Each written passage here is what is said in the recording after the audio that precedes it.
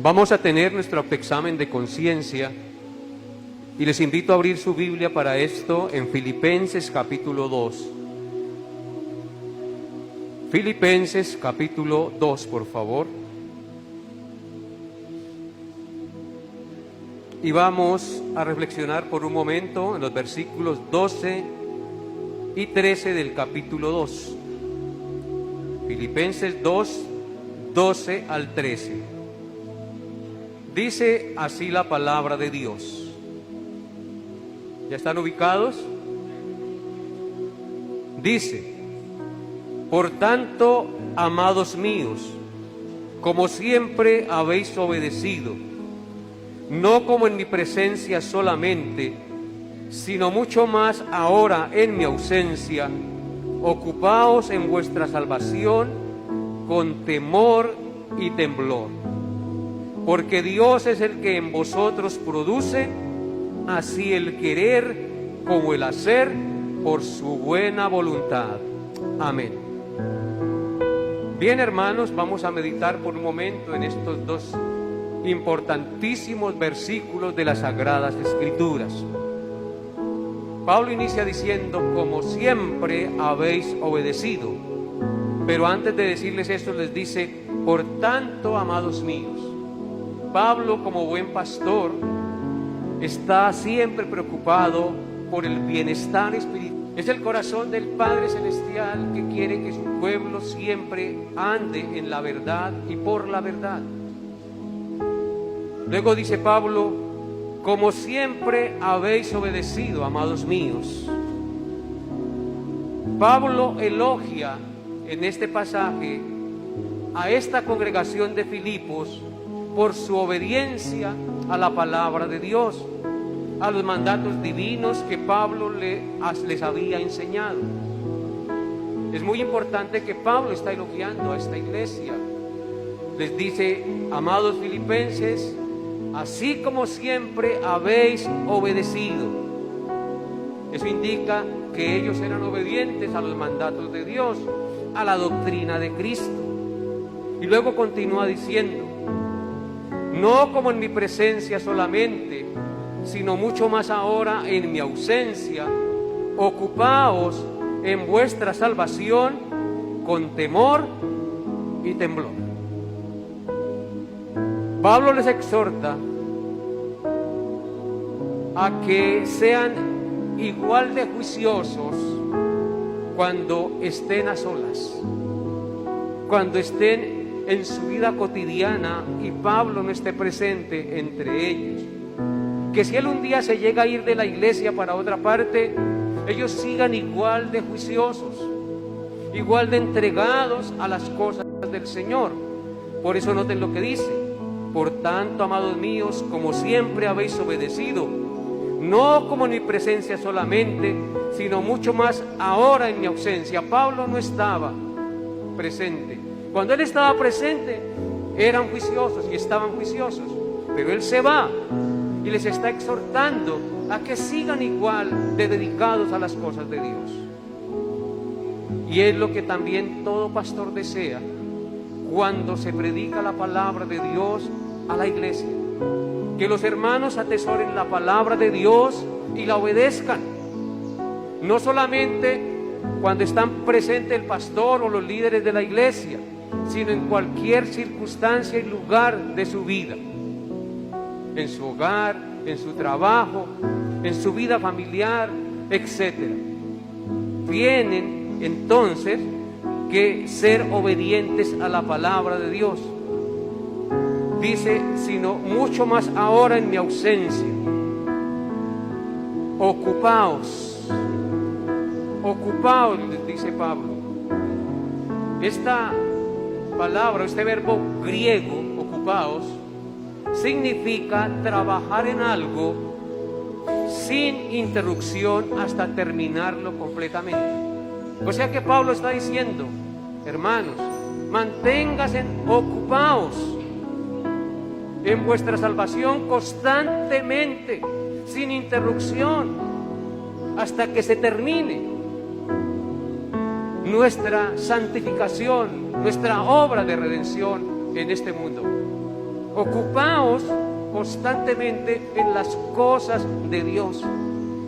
Aquí no puede referirse a la salvación por obras.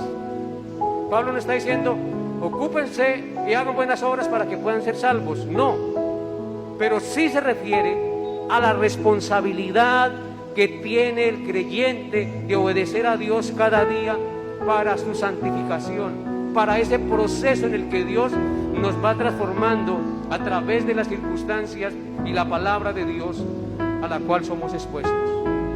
O sea que Pablo aquí nos está llamando a la responsabilidad que usted y yo tenemos como hijos de Dios cada día delante de Él, de ocuparnos en la salvación, en esa salvación que hemos recibido por fe, de mantener ocupados en los negocios del Señor,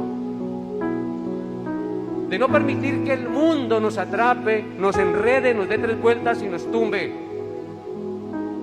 El Señor quiere que usted y yo cada día dediquemos tiempo a nuestro crecimiento espiritual, pero no solamente en la mañana o no solamente en la tarde o en la noche, sino en un constante proceso de trabajo.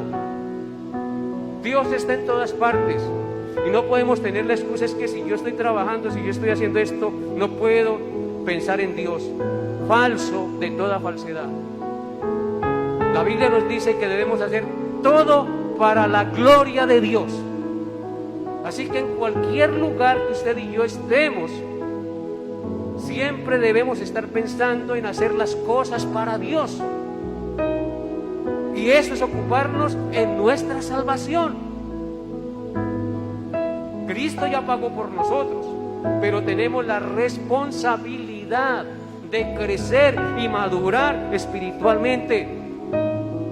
Tenemos la responsabilidad de no seguir siendo niños, de seguir chupando leche. Un niño no se queda niño, un niño crece y crece sano si se alimenta bien y se fortalece y crea defensas para las enfermedades que le ataquen. Así nosotros, amados hermanos, debemos procurar siempre y cada día y constantemente hacer las cosas para Dios y vivir en función de nuestro desarrollo y formación espiritual en este mundo. No fuimos salvos para seguir pecando, fuimos salvos para vivir en santidad. Recuerden lo que dijo el apóstol Pablo, que Él nos predestinó para que fuésemos santos y sin mancha delante de Él. Amén. La pregunta es, ¿cómo está viviendo usted, hermano? Si usted se ocupa realmente de su salvación cada día. Y yo no me refiero simplemente a la mañana. No, ya hice el devocional y con eso cumplí, chao, y me olvido de Dios. Porque a veces tenemos esa tendencia. Hacemos una oración, leemos la Biblia, ya cumplí. No, hermanos, nosotros somos cristianos, seguidores de Cristo. Por tanto, nuestra vida es una constante vivencia de Jesús y de su bendita palabra. ¿O no es así? ¿En qué pensamos constantemente? ¿En qué vivimos? ¿A qué dedicamos nuestras fuerzas? ¿En qué gastamos nuestros ojos? Sí, yo sé que tenemos que trabajar. Todos tenemos que trabajar. Pero en el trabajo y en las cosas que usted haga, Dios y los principios de su palabra deben estar latentes y vigentes las 24 horas del día. Por eso Pablo dice: por tanto, amados míos, como siempre habéis obedecido, no como en mi presencia solamente, sino mucho más ahora en mi ausencia, ocupaos en vuestra salvación. Pablo nunca daba por sentado que ya había llegado a la meta. Noten lo que dice allá en Filipenses capítulo 3, allá adelantito. Filipenses 3, 13 al 14. Y esa debe ser la actitud nuestra. Filipenses 3, 13 al 14. Dice: hermanos, yo mismo no pretendo haberlo ya alcanzado, pero una cosa hago. ¿Escucharon eso? Una cosa hago. Eso nos habla de continuidad. Una cosa hago, olvidando ciertamente lo que está atrás y extendiéndome a lo que está delante, prosigo a la meta, al premio del supremo llamamiento de Dios en Cristo Jesús. ¿Pablo vivía ocupado o no? ¿En las cosas del mundo solamente? No. Él trabajaba en lo secular, pero así como hacía una cosa, no dejaba de hacer la otra. Y este pasaje es maravilloso porque nos dice: yo mismo no pretendo haberlo ya alcanzado. ¿Quién puede discutir de la madurez y de la entrega del apóstol Pablo? De los sufrimientos que tuvo que enfrentar. ¿Quién puede dudar de eso? De su sinceridad en el seguimiento a Cristo. ¿Quién puede dudar de eso? Nadie. Pero él está diciendo aquí: yo no pretendo que ya lo alcance todo, pero una cosa hago, olvidándome ciertamente del mundo, de lo que queda atrás, no teniendo un corazón dividido, como le pasó a la mujer de Lot, que su cuerpo salió de Sodoma, pero su corazón y su mente quedaron en Sodoma y en Gomorra. Una cosa hago, olvidándome ciertamente de lo que queda atrás y extendiéndome a lo que está delante. Se extendía, él tenía una meta propuesta delante de él. Prosigo a la meta, al premio del supremo llamamiento de Dios en Cristo Jesús. ¿Cómo llama Pablo el llamamiento que le hizo? Supremo. Porque, hermanos y amigos, la más alta dignidad que puede tener un ser humano es que Dios nos haya llamado a formar parte de su pueblo, a formar parte de sus escogidos. No hay mayor privilegio, no hay mayor honra para pecadores inmerecedores de las cosas del Señor. A Él la gloria, a Él el honor. Y luego continúa Pablo diciendo en el verso 13 de Filipenses, capítulo 2. En el verso 12, sí. Ocupaos en vuestra salvación con temor y temblor. Esto quiere decir la actitud con la que debemos procurar los cristianos nuestra santificación. Esa actitud requiere tener siempre un temor reverente, un respeto profundo de no ofender a Dios con nuestras acciones. Eso es lo que quiere decir Pablo, con temor y temblor, un profundo respeto, una total reverencia hacia Dios y un temor a llegar a ofenderlo. Pero lamentablemente hoy los cristianos pecan y les da lo mismo 8 que 80. Como siempre les digo, les resbala el agua, como le cae el agua a un pato, les resbala el pecado. Si usted no siente punzadas en su conciencia y en su corazón cuando peca y no se compunge y pierde la paz, póngale cuidado, porque es muy posible que usted no tenga el Espíritu Santo de Dios. Todo aquel que tiene el Santo Espíritu de Dios, que ha creído realmente en Cristo, cuando peca no puede estar contento. Cuando peca no puede estar como si nada hubiera pasado. Cuando peca su corazón se compunge, se entristece, le da pena con Dios, le da temor. Y usted cae de rodillas. Y si esa persona es realmente creyente, le perdona. Hermanos, ocupaos en vuestra salvación con temor y temblor. Por eso es que la gente peca, porque no tiene temor de Dios en sus corazones. El temor de Dios es simplemente mandamientos de hombres. El temor de Dios es algo que debe ser instaurado en nuestra mente y en nuestro corazón como un catalizador. Yo siempre he descrito el temor de Dios como la conciencia que tiene el Hijo de Dios de que Dios nos ve las 24 horas del día. De que Dios nos ve las 24 horas del día. Si somos conscientes que Dios nos ve, usted y yo seremos refrenados de pecar, ¿sí o no? Alguna vez hicieron un experimento, unos niños que eran muy inquietos y destrozaban todo. Cuando los papás se iban, se volvían diablitos pequeños. el papá les puso unas cámaras que grababan todo y les dijo: estas cámaras los van a estar observando, nosotros vamos a estar viéndolos a ver quién es el que se comporta mal y el que hace estos daños cuando nosotros los vamos. Y así lo hicieron. El papá prendió las cámaras, les advirtió y se fueron. Y claro, los niños, cuando estaban conscientes que sus papás los estaban mirando, se portaron juiciositos y la casa no volvió a desordenarse ni a quedar baratas arriba, ni a hacer daños.